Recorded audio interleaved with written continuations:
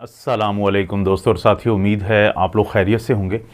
अगर आप भी दुनिया के उन करोड़ों इंसानों की तरह हैं कि जिनको या तो खुद ब्लड प्रेशर का मसला है या उनके घर में किसी प्यारे को ब्लड प्रेशर का मसला है, तो ये वीडियो आपके काम आएगी। तो इसलिए इस वीडियो को ज़रूर देखें।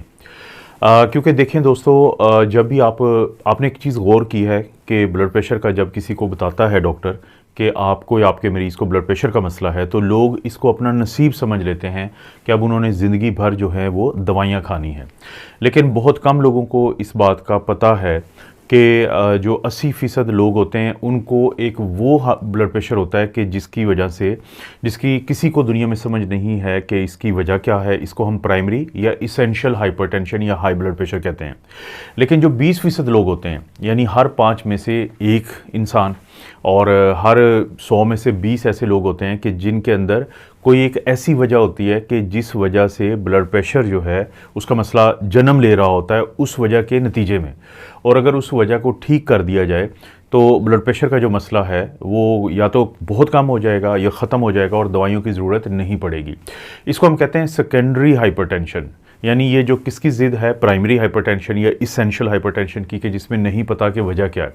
लेकिन जो सेकेंडरी हाइपरटेंशन है वो सेकेंडरी है, यानी पहले कोई और वजह है जिसके बाद ये ब्लड प्रेशर का मसला बनता है। क्यों ज़रूरी है इसके बारे में जानना, और आमतौर पे डॉक्टर क्यों नहीं बात करते। देखें, डॉक्टर्स की ट्रेनिंग ऐसी होती है कि हमने मोस्ट कॉमन काज कि सबसे बड़ी वजह क्या होती है, सिर्फ उसके ऊपर हमारी ज़्यादातर तवज्जो होती है। मसलन किसी को अगर खांसी है, बुखार है, सीने में दर्द है, तो हमारे ज़हन में सिर्फ नमूनिया का ज़्यादातर आता है।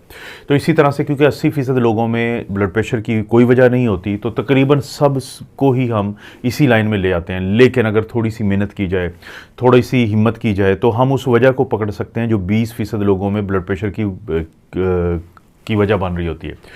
और इसका फ़ायदा क्या हो जाएगा? इसका फ़ायदा ये हो जाएगा कि जब उस वजह का इलाज कर लिया जाएगा, एक तो ब्लड प्रेशर ठीक हो जाएगा, दूसरा बहुत सारे ऐसे लोग होते हैं जिनके अंदर डॉक्टरों ने दवाइयाँ चेंज कर करके देख ली होती हैं।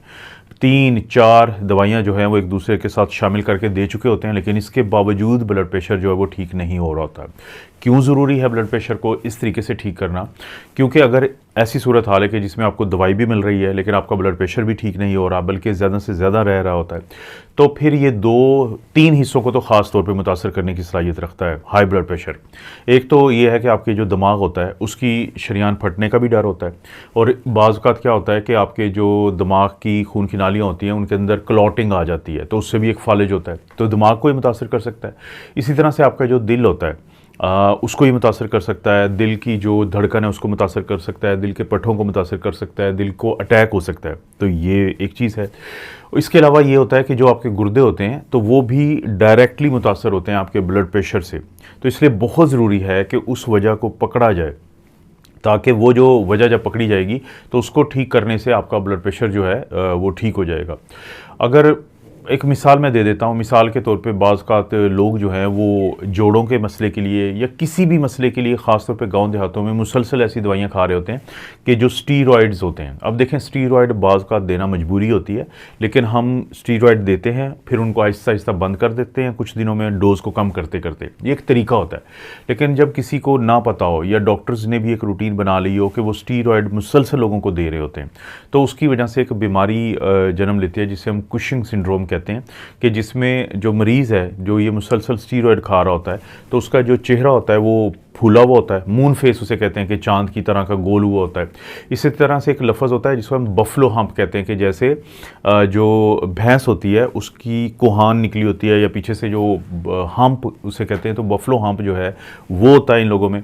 इन लोगों की टांगें पतली होंगी लेकिन वैसे ऊपर जो दरमियान का पेट वाला हिस्सा है वो मोटापा काफ़ी ज़्यादा होगा। इसी तरह से बाज़ औक़ात पेट के ऊपर ख़ास किस्म के निशान बने होते हैं जिसको हम लाइनें बनी होती हैं, जिसको हम स्ट्राया कहते हैं, वो पिंक कलर की वो बनी होती हैं। तो इसमें फिर हमें शक पड़ जाता है कि इस मरीज़ को जो ये ब्लड प्रेशर ज़्यादा हो रहा है ये प्राइमरी नहीं है, बल्कि जो ये स्टीरॉयड ले के एक बीमारी हो गई है जिसको हम कुशिंग डिजीज़ कहते हैं या कुशिंग सिंड्रोम कहते हैं, तो ये उसकी वजह से है।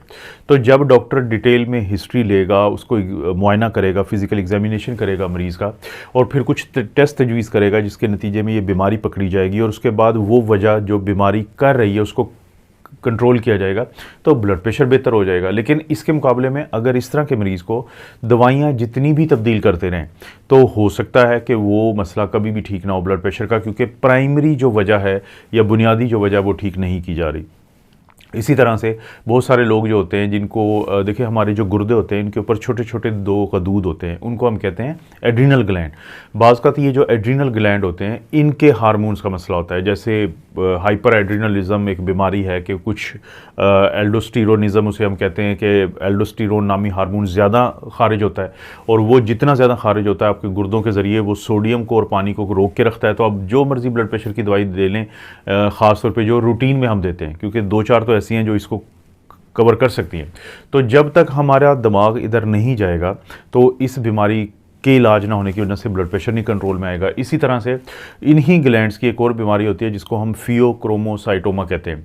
अब ये जो फियोक्रोमोसाइटोमा होता है तो इसके अंदर भी लोगों का अचानक ब्लड प्रेशर बहुत ज़्यादा हो जाता है, उनका जो चेहरा है वो सुर्ख हो जाता है, उनको तरेलियाँ या पसीने आते हैं, और जब वो उठ के चलने की कोशिश करते हैं तो ब्लड प्रेशर ड्रॉप भी हो जाता है। तो फिर जो कोई एक समझदार डॉक्टर होगा वो इस चीज़ को तशख़ीस करने की तरफ जाएगा। जैसे गुर्दों का मखसूस किस्म के अल्ट्रासाउंड करवाए जाते हैं देखने के लिए कि कहीं किसी उस शख्स को फियोक्रोमोसाइटोमा तो नहीं है, और भी टेस्ट खून के करवाए जाते हैं, पेशाब के करवाए जाते हैं। तो जब एक दफ़ा वो बीमारी पकड़ी जाएगी उसका इलाज किया जाएगा, तो उसके इलाज करने के नतीजे में फिर ये जो मसला है ब्लड प्रेशर का ये भी बेहतर हो जाएगा। इसी तरह से बहुत सारी दवाइयाँ हम खा रहे होते हैं, जैसे मिसाल के तौर पर जो दर्दों की दवाई होती है, 2 किस्म की बड़ी मशहूर दवाइयाँ, एक तो मैं अक्सर जिक्र करता रहता हूँ जिसको एनसेड्स कहते हैं। इसी तरह से एक और दवाई होती है जिसको हम कॉक्स-2 इनहिबिटर कहते हैं। तो सेलिकॉक्सिब वगैरह ग्रुप है पूरा, आपका डॉक्टर आप बहुत बेहतर जानते हैं इन चीज़ों को। जब लोग दर्दों की दवाइयाँ मुसलसल खाते रहते हैं, छोटी छोटी वजूहात की वजह से खाते रहते हैं, तो उनके अंदर भी क्या होता है कि उन दर्दों की दवाइयों की वजह से ब्लड प्रेशर ऊपर आना शुरू हो जाता है, क्योंकि इनके साइड इफ़ेक्ट होते हैं। तो जब आप ये दवाइयाँ कम लेंगे तो आपका जो ब्लड प्रेशर है वो बेहतर हो जाएगा इस नतीजे में।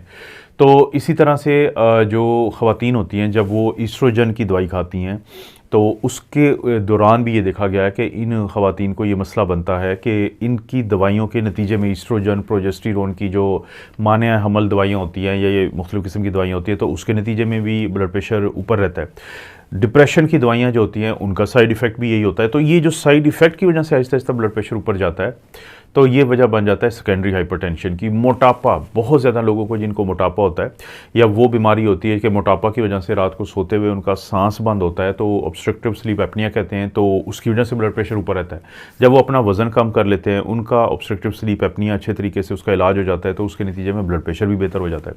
तो ब्लड प्रेशर के मरीज़ों को ये पैगाम है कि आप किसी कार्डियोलॉजिस्ट को दिखाएँ या जो एंडोक्राइनोलॉजिस्ट होता है, जो ब्लड प्रेशर का माहिर होता है, उसको दिखाएँ, ताकि उसके नतीजे में आपके ब्लड प्रेशर का उस तरीके से ख्याल रखा जा सके कि जिससे सेकेंडरी हाइपरटेंशन जो हर 5 में से 1 को, 100 में से 20 को या 20% लोगों को जो है वो सेकेंडरी हाइपरटेंशन होती है, तो जब तक उसको नहीं पकड़ा जाएगा तो मुश्किल होता है इस चीज़ का इलाज करना। आपको पता है दोस्तों, इस चैनल पर इस तरह की वीडियोस मिलती रहती है। वीडियो को लाइक करें, चैनल को सब्सक्राइब करें। कोई वीडियो अच्छी लगती है तो दोस्तों रिश्तेदारों से शेयर करने के लिए नीचे ऑप्शन उसको ज़रूर इस्तेमाल करें।